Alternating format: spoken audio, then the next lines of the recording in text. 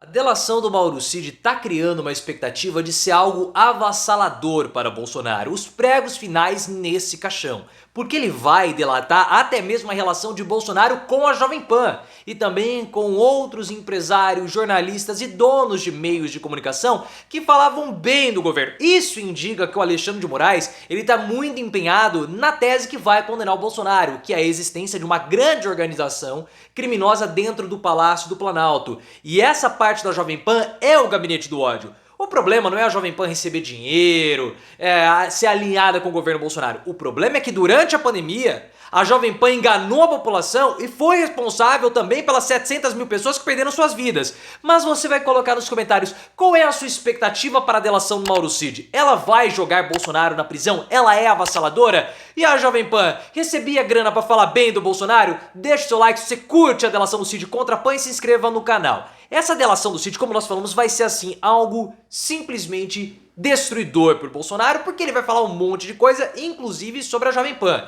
Essa foi uma reportagem da Folha de São Paulo, para trazer mais detalhes sobre a relação do Bolsonaro com alguns veículos de imprensa de extrema direita, como a Jovem Pan. O Mauro Cid, ele era uma espécie de, como posso dizer, um secretário do Bolsonaro, para agendar as visitas do Bolsonaro e as reportagens e entrevistas exclusivas com a Jovem Pan, principalmente com o programa Pânico. Só que não era só isso, o Mauro Cid não era só uma secretária do Bolsonaro. O Mauro Cid, ele tinha contato direto para alinhar discursos dos comentaristas e da programação da Jovem Pan com aquilo que o Bolsonaro falou, iria falar, inclusive com postagens do gabinete do ódio. Então o Alexandre de Moraes, ele quer entender melhor como que funcionava o gabinete do ódio, e aí a onça bebe água, porque além de falar da relação do Bolsonaro com a Jovem Pan, o Cid deve falar também sobre empresários que financiavam os meios de comunicação do Bolsonaro, jornalistas e donos de meios de comunicação. Olha só como tá ficando a situação. Além da Jovem Pan, o Mauro Cid também deve delatar o Felipe Martins, que era um dos integrantes do gabinete do ódio. O Felipe Martins era responsável, junto com o Carluxo e o Tércio Arnoldi, para elaborar as estratégias de comunicação nas redes sociais de Bolsonaro. Era ele que preparava as notícias falsas, fazia os disparos em massa para atacar a reputação de terceiros, e esses terceiros poderiam ser adversários políticos de Bolsonaro ou até mesmo instituições. Porque era assim que o gabinete do ódio funcionava. E ele deve ser citado pelo Mauro Cid, mostrando que essa delação do Cid, ela vai para além dos atos antidemocráticos e vai chegar no gabinete do ódio. Vai ser uma delação devastadora, porque o Mauro Cid, ele era uma figura central no governo Bolsonaro. Ele era praticamente o braço direito, o Bolsonaro levava ele para cima e para baixo. Então quem tem conhecimento sobre o governo Bolsonaro no coração do bolsonarismo era o Mauro Cid. Era o Mauro Cid. Então ele vai trazer elementos com provas, porque o celular dele está abarrotado de prova, para configurar e contar tudo sobre a organização que existia dentro do Palácio do Planalto. A organização criminosa. O Cid sabe de tudo. O Cid sabe sobre as joias, o Cid sabe sobre Walter Delgatti e Carla Zambelli, o Cid sabe sobre o inquérito das milícias digitais, que foi fundido com o inquérito das fake news. O Cid sabe sobre os atos antidemocráticos, ele sabe sobre o inquérito de vacinação, ele sabe tudo.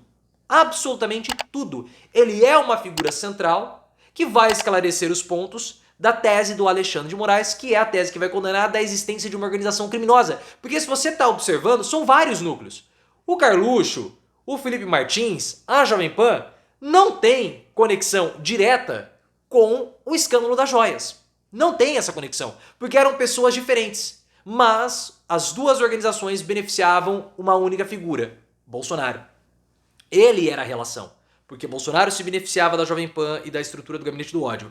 Bolsonaro se beneficiava da venda das joias. Bolsonaro se beneficiava da Carla Zambelli, do Daniel Silveira e do Marcos Toval, atacando e filmando, gravando o Alexandre de Moraes. E Bolsonaro se beneficiava também da estrutura da organização para os atos antidemocráticos.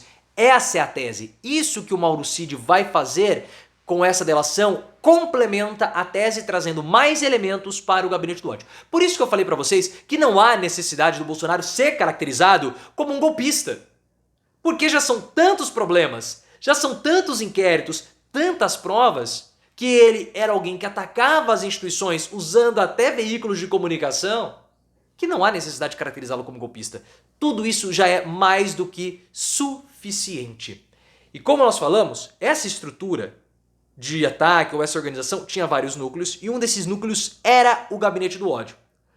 O Gabinete do Ódio, nós sabemos que era uma estrutura cara, que ajudava a promover o engajamento do Bolsonaro, aumentando a popularidade dele nas redes. Porque agora que o governo Bolsonaro acabou, o engajamento dele caiu. Por que o engajamento dele caiu? Sendo que Bolsonaro ainda atrai muita audiência, ainda move muitas pessoas, ainda é o principal assunto da mídia que gera burburinho, gera engajamento e gera audiência. Porque nunca houve esse engajamento que ele tinha na época de presidente. Aquilo era artificial, financiado ou promovido por robôs. Robôs esses que não eram somente financiados com dinheiro público, mas também com dinheiro privado. E aí entra o Meyer Nigre e os outros empresários que o Alexandre de Moraes quer identificar. O Meyer Nigre, o dono da Tecnisa, que tem um inquérito aberto também que o Bolsonaro vai prestar depoimento sobre aquela autorização ou ordem do Bolsonaro para o Nigre propagar notícia falsa. Ele era alguém rico. E a questão do Meyer Nigre não é se ele propagava ou não notícia falsa, mas sim se ele financiava a estrutura. E isso precisa ficar muito claro. Isso precisa ser esclarecido. Portanto, a delação do Cid vai justamente nesse ponto. E como que funcionava essa estrutura? Talvez vocês não tenham muita noção de como funcionava, mas eu vou explicar. O Gabinete do Ódio, ele era estruturado supostamente, né, pelo Carluxo, que era o chefe, pelo Tércio Arnold e pelo Felipe Martins. Então o que eles faziam? Ah, e também tinha o Léo Índio. Eles ficavam ali 24 horas por dia praticamente buscando notícias, postagens, notícias falsas, controversas sobre adversários políticos de Bolsonaro e sobre as instituições da República. Isso pago com dinheiro público. E aí o que eles faziam? Eles pegavam essas notícias e disparavam para grupos de redes sociais com aproximadamente 200 pessoas cada. Esses grupos passavam para frente as notícias e aí começava uma viralização muito rápida. Também com a ajuda de robôs, principalmente nas redes sociais, para impulsionar, colocando os assuntos nos assuntos mais relevantes ou nos mais comentados daquele momento. Essa estrutura era cara e tinha financiamento.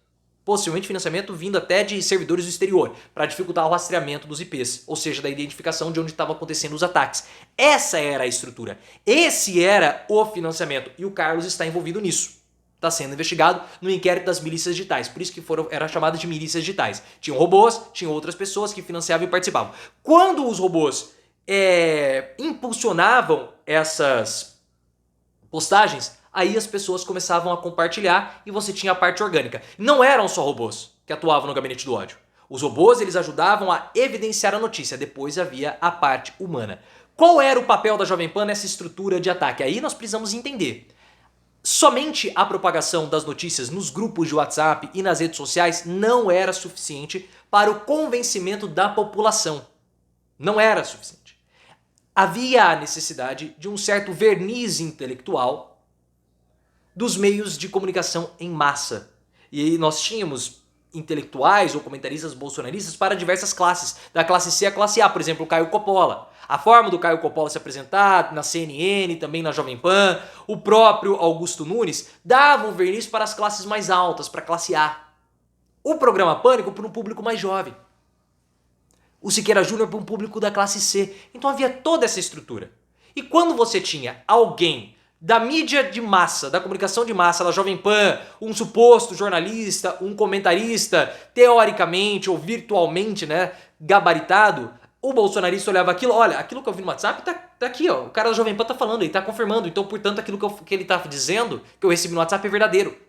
Então havia a necessidade da Jovem Pan, no caso, né, específico, de referendar aquilo que estava sendo passado nos grupos de WhatsApp bolsonaristas.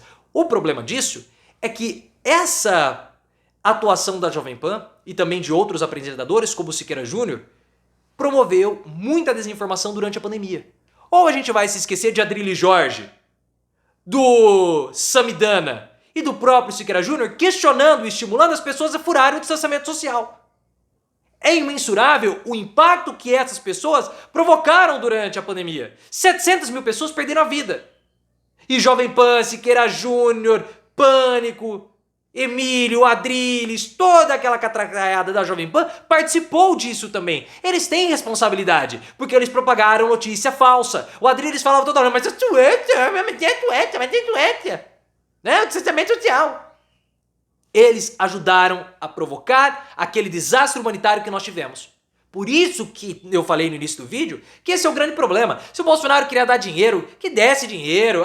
Tinha lá, não importa. O que mais importa foi a desinformação durante a pandemia. Uma desinformação fatal. E eles precisam ser punidos. E eles estão citados, sim, no relatório final da CPI da pandemia feito pelo Renan Calheiros, que o Augusto Aras está tentando engavetar. Mas quando o Aras sair, essa investigação vai voltar. Vai voltar e tem que punir, tem que prender.